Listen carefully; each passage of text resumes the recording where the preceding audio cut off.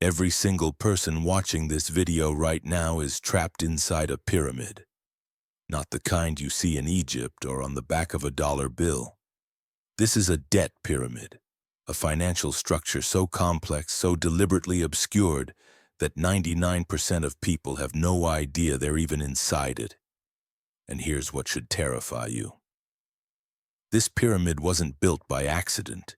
It was engineered by design, constructed over centuries by people who understood one simple truth. Control the debt, control the world.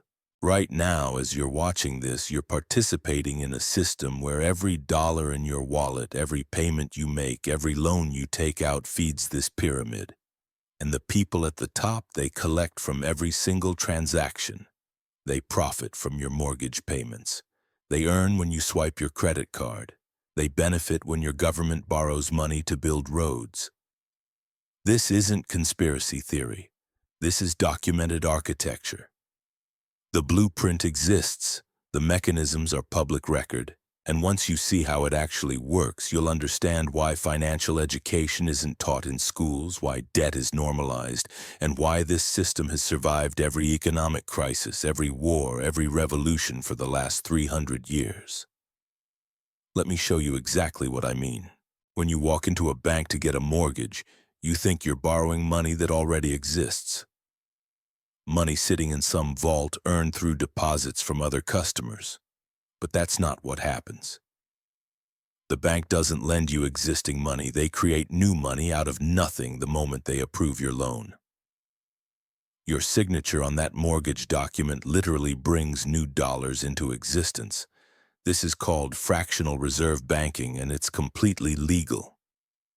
But here's the twist. While they create the principal out of thin air, the interest you owe them is real. You have to earn that interest through actual labor, producing real value in the economy. So the bank creates fake money and you pay them back with real money. This same mechanism operates at every level of the debt pyramid. When your government needs to fund infrastructure, social programs, or military operations, they don't raise taxes to cover the full cost. They issue bonds, treasury bills, municipal bonds, corporate debt instruments. These bonds are purchased by banks, pension funds, insurance companies, and foreign governments using money that was created through the exact same process. New money created from debt, backed by promises to repay with interest using real economic production. But here's where it gets really interesting. The people who own the largest positions in these debt instruments, they're not random investors. They're institutional asset managers. BlackRock, Vanguard, State Street, Fidelity. These companies manage over $100 trillion in combined assets. That's more than the gross domestic product of the entire world. They buy government bonds with money from pension funds, retirement accounts, insurance premiums, university endowments. Essentially, they're using your money to lend to governments, and they collect the interest payments. When the government pays interest on the national debt, that money flows to these asset managers who take their management fees before distributing returns to the underlying investors. So you pay taxes to the government. The government pays interest to bondholders. The bondholders are institutional investors managing your retirement funds. The asset managers collect fees from both sides. It's a closed-loop system where money flows upward to a small number of institutions that sit at the top of the debt pyramid. And this is just the government level. The same structure exists for corporate debt, municipal debt, consumer debt, student loans, mortgages, credit cards.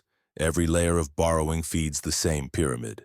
Now let me explain why this system is so powerful and why it's virtually impossible to escape. The debt pyramid operates on a principle called compound extraction. At every level of the economy, debt service payments flow upward to creditors. These payments aren't just interest on the original loan. They're interest on interest, fees on fees, charges that accumulate and compound over time. A typical 30-year mortgage doesn't just cost you the price of the house. By the time you've made all the payments, you've paid roughly double the original loan amount. The extra money you paid, that's not going to the person who sold you the house. That's going to the bank that created the money out of nothing. Scale this up across millions of mortgages, and banks are collecting hundreds of billions in interest payments annually. Scale it up across all forms of debt in the economy, and the total interest payments flowing upward exceed $2 trillion per year in the United States alone. Globally, debt service payments approach $10 trillion annually. This money doesn't disappear. It concentrates in the hands of the creditor class, the institutional investors who own the debt instruments. But here's what makes this system truly brilliant from the creditor's perspective. The debt can never be fully repaid, not because people don't want to pay it back, but because of how money is created. Remember, when banks create money through loans, they only create the principal amount. They don't create the money needed to pay the interest. So if a bank lends out $1 million across 10 different loans, only $1 million exists to repay those loans. But the borrowers collectively owe more than $1 million when you include interest. The extra money needed to pay interest has to come from somewhere else, either from new loans that create new money or from money that already exists in circulation. This creates a mathematical necessity for perpetual debt growth. The system requires constant expansion of borrowing just to service existing debts. As old loans are paid off with interest, new loans must be created to replace the money that was removed from circulation through interest payments. It's not sustainable in the long term, but it can persist for decades or even centuries as long as economic growth continues and new borrowers enter the system. The people who designed this system understood these mechanics perfectly. They built a structure where debt becomes self-perpetuating, where money flows consistently upward, and where the creditor class maintains permanent advantage over the debtor class. And they embedded this structure so deeply into the legal and financial framework of modern economies that removing it would require dismantling the entire monetary system. Think about your daily life and how many times you interact with this debt pyramid without realizing it. When you buy groceries with a credit card, you're creating a debt that pays interest to the card issuer. When you pay rent, your landlord uses that money to service their mortgage, sending interest payments to their bank. When you buy gas, the oil company that refined that fuel operates on corporate debt, paying interest to bondholders. When you pay taxes, a significant portion goes to service government debt, flowing to institutional investors. Every economic transaction you make feeds the pyramid at multiple levels. The companies you work for operate on credit lines, corporate bonds, and leveraged financing.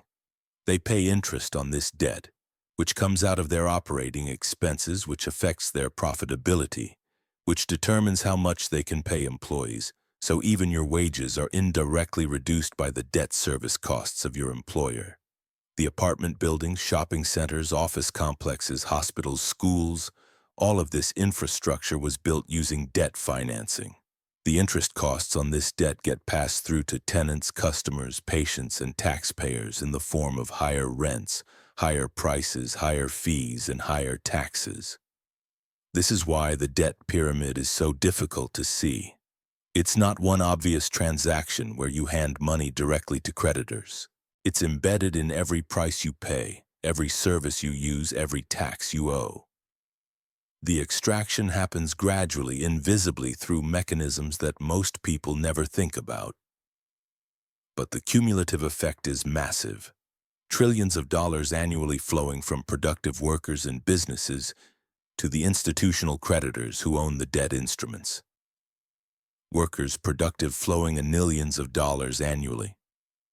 Institutional from businesses to creditors who own the debt instruments. CRE. And here's where the debt pyramid reveals its most insidious feature. The extraction isn't random or chaotic.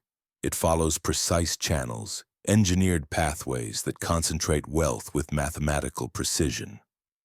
Every major financial crisis over the past century has followed the same pattern. The debt pyramid doesn't collapse during these crises, it consolidates. The creditors use periods of economic instability to acquire more assets, more debt instruments, more control over the system. During the 2008 financial crisis, millions of homeowners lost their properties through foreclosure. But the mortgages didn't disappear. They were packaged into distressed asset funds purchased at pennies on the dollar by institutional investors. The same companies that helped create the crisis profited from cleaning up the wreckage. BlackRock, for example, was hired by the Federal Reserve to manage the toxic assets from failed banks. They bought these assets cheap, managed them through the recovery, and generated enormous returns for their investors. This pattern repeats during every downturn. Small businesses fail and their assets get acquired by larger corporations operating with access to institutional credit. Individual investors panic and sell stocks at losses, while pension funds and endowments managed by the same asset management companies buy at discounted prices. Local banks fail and get absorbed by larger banks with stronger balance sheets. Each crisis functions as a wealth transfer mechanism, moving assets from the bottom and middle of the pyramid toward the top. The people at the apex of this system understand something that most of us never consider. They don't just own financial assets. They own the infrastructure of money itself. When you deposit money in a bank, you're not just storing wealth. You're lending to the bank at essentially 0% interest. The bank then lends that money out at 5, 10, 15% or higher. The spread between what they pay you and what they charge borrowers, that's pure profit. Multiply this across trillions in deposits and banks generate hundreds of billions in net interest income annually. But the banking system is just one layer of the pyramid. Above the banks sit the central banks. The Federal Reserve, the European Central Bank, the Bank of Japan, the People's Bank of China. These institutions control the creation of base money, the foundation upon which all other debt is built. When central banks create new money through quantitative easing or other monetary policies, they don't distribute it randomly. They purchase government bonds and corporate securities from financial institutions, injecting newly created money directly into the accounts of the largest banks and asset managers. This process, euphemistically called monetary stimulus, functions as a direct wealth transfer to the creditor class. When the Federal Reserve creates $3 trillion to purchase treasury bonds and mortgage-backed securities, as they did during the pandemic, they're essentially giving $3 trillion to the institutions that own these instruments. The money doesn't flow to workers or small businesses first. It goes directly to the top of the pyramid, where it can be leveraged to acquire more assets and generate more debt service income. The genius of this system lies in its complexity and its invisibility. Most people understand that billionaires exist and that wealth inequality is growing. But they don't understand the mechanism that creates this concentration. They think it's because some people work harder or get lucky or build better businesses. They don't realize that the monetary system itself is designed to extract wealth from productive activity and concentrate it among the creditor class. Consider how this affects your lifetime wealth accumulation. The average American pays roughly 30% of their income in various taxes. Another 20 to 30% goes to housing costs, most of which represents debt service on mortgages. 10 to 15% goes to transportation, much of which involves auto loans and the financing costs embedded in vehicle prices. Healthcare, education, consumer goods all carry embedded financing costs that represent debt service payments flowing upward through the pyramid. By the time you account for all the direct and indirect debt service costs in a typical household budget, 60 to 70% of income flows toward creditors at various levels of the system. This isn't money going toward the actual goods and services you consume. It's money going toward the financing of those goods and services. The interest, fees, and charges that make the debt pyramid profitable for those at the top. The remaining 30 to 40% of income that stays with households gets split between immediate consumption and savings. But even the savings don't escape the pyramid. Retirement accounts invest in stocks and bonds, generating returns that ultimately come from corporate profits and debt service payments. Bank savings accounts pay minimal interest while the bank profits from the spread. Real estate investments require mortgages that generate interest payments. There's virtually no way to accumulate wealth outside the debt pyramid structure. This is why financial education focuses on teaching people how to navigate the system rather than questioning the system itself. You're taught to build credit scores, manage debt payments, invest in diversified portfolios of stocks and bonds. All of these activities keep you participating in the debt pyramid while creating the illusion that you're building wealth independently. But every strategy for personal financial success operates within the constraints of a system designed to extract wealth from your economic activity. The most sophisticated wealth management strategies used by the ultra-wealthy work differently. Instead of accumulating assets that generate returns, they focus on becoming creditors themselves.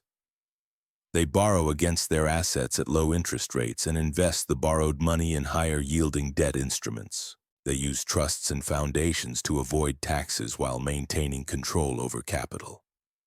They structure their wealth to generate interest income rather than wage income, because interest income is taxed more favorably than labor income. Essentially, the wealthy position themselves higher up in the debt pyramid where they collect from those below rather than paying to those above. This isn't just about having more money. It's about understanding how money flows through the system and positioning yourself to capture those flows rather than being captured by them.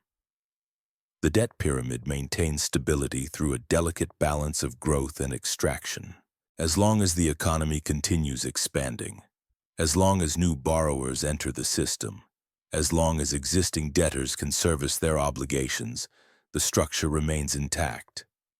But this balance requires constant management, constant intervention, constant manipulation of interest rates, money supply, and credit availability. This is why central banks exist, not to manage the economy for the benefit of ordinary citizens, but to maintain the stability of the debt pyramid that enriches the creditor class. When debt levels become unsustainable, central banks lower interest rates to make borrowing cheaper and debt service more manageable. When inflation threatens to erode the real value of debt instruments, they raise rates to protect creditors.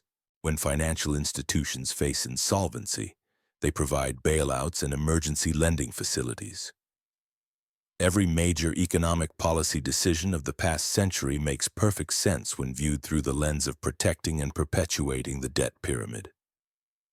The policies that seem contradictory or economically irrational from the perspective of productive workers and businesses become perfectly logical when you understand that the primary objective is maintaining a system that extracts wealth from economic activity and concentrates it among institutional creditors.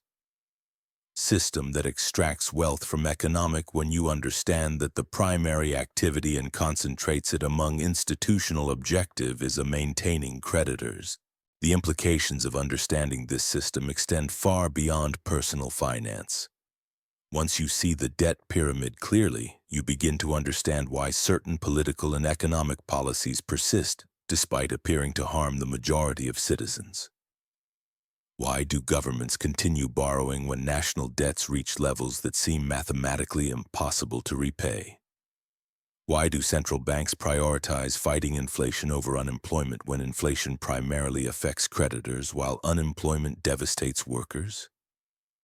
Why do financial crises always result in bailouts for banks and austerity for everyone else? The answer becomes obvious when you realize that governments themselves exist within the debt pyramid.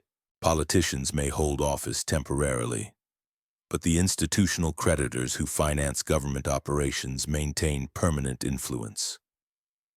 When a government needs to fund operations beyond tax revenues, they issue bonds.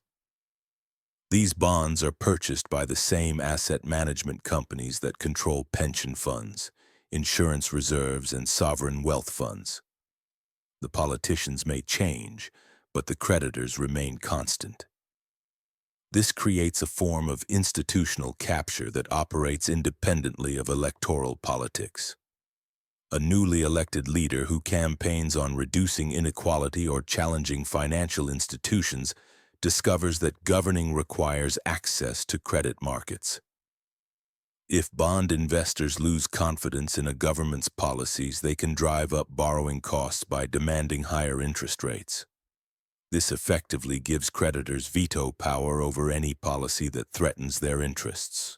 The European debt crisis provides a perfect example of how this works in practice.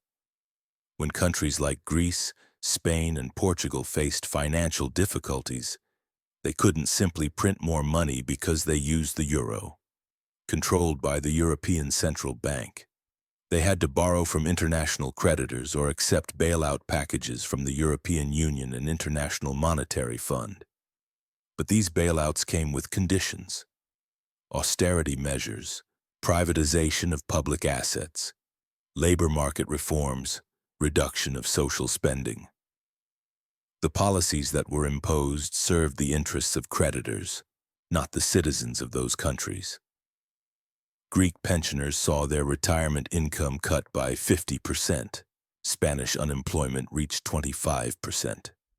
Portuguese public hospitals were privatized and sold to private equity firms, but the bondholders who had lent money to these governments were made whole. They received full payment on their debt instruments, often with interest rates that compensated them for the risk they had assumed. The cost of the crisis was transferred to ordinary citizens through reduced wages, higher unemployment, and diminished public services. This pattern repeats globally whenever countries face debt difficulties. Argentina has defaulted on its external debt multiple times over the past century. Each time, the resolution involves restructuring that protects institutional creditors while imposing costs on Argentine workers and taxpayers. African nations spend more on debt service payments to international creditors than they do on healthcare and education combined. The debt service obligations consume resources that could be used for economic development, infrastructure, or poverty reduction. But the debt pyramid doesn't just operate through government borrowing.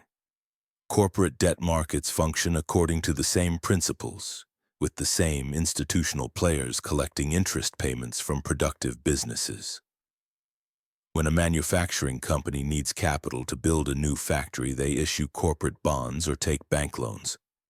The interest payments on this debt become a permanent cost of doing business passed through to consumers in the form of higher prices or absorbed through lower wages for employees. Large corporations with access to capital markets can borrow at relatively low interest rates, giving them competitive advantages over smaller businesses that must pay higher rates or rely on personal guarantees from business owners. This creates a systematic bias toward corporate consolidation, as larger companies can outcompete smaller ones simply through better access to credit. The debt pyramid doesn't just extract wealth from individuals, it reshapes entire industries by favoring participants who can access institutional credit. Amazon provides an excellent case study of how this works. For most of its existence, Amazon operated at losses or minimal profits, using borrowed money and investor capital to undercut competitors on pricing. Traditional retailers operating with their own money or expensive bank loans couldn't match Amazon's prices because they had to generate profits to service their debts and provide returns to owners. Amazon could sustain losses indefinitely because they had access to cheap capital from institutional investors who viewed long-term market share acquisition as more valuable than immediate profitability. Eventually, Amazon achieved market dominance in multiple sectors. Once they controlled enough market share to dictate terms to suppliers and eliminate competition, they could raise prices and generate the profits that justified their earlier losses. But the competitive advantage that enabled this strategy came from their position within the debt pyramid, not from superior efficiency or innovation. They could access capital at costs that smaller competitors couldn't match. This dynamic operates across every industry. Pharmaceutical companies borrow billions to fund drug development, passing the financing costs through to patients in the form of higher prescription prices.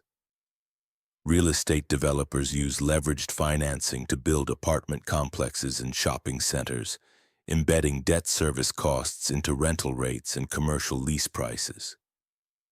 Energy companies finance oil drilling and pipeline construction through corporate bond markets, with interest payments ultimately reflected in gasoline and electricity prices. The consumers who pay these elevated prices often don't realize they're financing the debt service costs of the companies they buy from. They see the final price but not the underlying financial structure that determines that price. A prescription drug that costs $300 per month might cost $50 to manufacture. The remaining $250 covers research and development costs, regulatory compliance, marketing, executive compensation, and debt service. But debt service represents a significant portion of that markup, flowing directly to the institutional creditors who finance the pharmaceutical company's operations. Even more insidious is how the debt pyramid affects wage levels across the economy. When companies operate with high debt loads, they must prioritize debt service payments over employee compensation. A business that might otherwise pay higher wages to attract better workers instead finds itself constrained by debt obligations. The interest payments to creditors take precedence over salary increases for employees. This creates downward pressure on wages throughout the economy as businesses compete for market share while servicing debt loads that consume increasing portions of their revenue. Workers find themselves in a double bind, earning less because their employers must service debts while paying more for goods and services because companies pass debt service costs through to consumers. The housing market exemplifies how these dynamics compound over time. When young adults enter the job market, they face wages that have been suppressed by the debt burdens of their employers. Simultaneously, they confront housing prices that have been inflated by decades of mortgage lending and real estate speculation funded through debt markets. They earn less and pay more, with both sides of this equation shaped by the debt pyramid's extraction mechanisms. Meanwhile, the institutional investors who own the mortgage-backed securities, corporate bonds, and government debt instruments that drive this system collect steady returns from their diversified portfolios. Pension funds report annual returns of 6 to 8%. University endowments generate investment income that funds operations. Insurance companies accumulate reserves that enable them to pay claims. The system delivers consistent returns to institutional creditors while gradually impoverishing the workers and consumers whose economic activity generates those returns. The beauty of this arrangement, from the creditor's perspective, lies in its sustainability and its invisibility. Unlike historical forms of wealth extraction that required force or obvious exploitation, the debt pyramid operates through voluntary transactions and market mechanisms. People choose to take mortgages, businesses decide to issue bonds, governments elect to finance operations through borrowing. Each individual transaction appears reasonable and mutually beneficial. But the cumulative effect of millions of these transactions creates a system where wealth flows consistently upward, where productive capacity is gradually captured by creditor interests, where economic growth serves primarily to service existing debts rather than improve living standards for ordinary people. The participants at the bottom of the pyramid believe they're making rational economic choices, unaware that the structure of those choices has been engineered to benefit those at the top. This engineering wasn't accidental or evolutionary. It was deliberate, planned, and implemented by people who understood exactly what they were building. The modern debt pyramid represents the culmination of centuries of financial innovation designed to solve a fundamental problem faced by creditor classes throughout history. How do you extract wealth from productive economic activity without triggering revolution, collapse, or the political backlash that historically accompanied obvious exploitation? The solution was to create a system so complex, so embedded in everyday economic activity, so apparently voluntary and market-based, that the extraction becomes invisible to those being extracted from. Instead of feudal lords collecting tribute from peasants, you have institutional asset managers collecting interest payments from mortgage holders. Instead of colonial powers extracting resources from conquered territories, you have international creditors collecting debt service payments from developing nations. The mechanism is different, but the fundamental relationship remains the same. What makes the modern version so powerful is its global scope and its integration with technological and legal infrastructure that makes alternatives nearly impossible to imagine or implement. You cannot opt out of the monetary system without opting out of modern economic life entirely. You cannot avoid participating in debt markets without foregoing access to housing, education, transportation, and business opportunities. The pyramid has become the foundation upon which all economic activity rests. Understanding this system changes everything about how you view economic policy, political decisions, and your own financial choices. When you see clearly how the debt pyramid operates, you begin to understand why certain problems persist despite obvious solutions, why wealth inequality continues growing despite periodic political promises to address it, and why your own economic struggles often feel like swimming against a current that grows stronger over time. The current isn't natural or inevitable. It was designed, constructed, and maintained by specific institutions pursuing specific interests, and like any human creation, it can be understood, analyzed, and potentially restructured or replaced. But first, you have to see it clearly, without the illusions and misconceptions that keep most people trapped within its mechanisms, without recognizing their situation. The next phase of understanding this system involves examining how it shapes geopolitical relationships, international trade, and the global balance of power. Because the debt pyramid doesn't stop at national borders, and its most profound effects operate at the level of entire civilizations and economic systems competing for position within its structure. Global balanced trade, apolitical relationships, international profound, and the at national borders, at stop civil effects operate of power.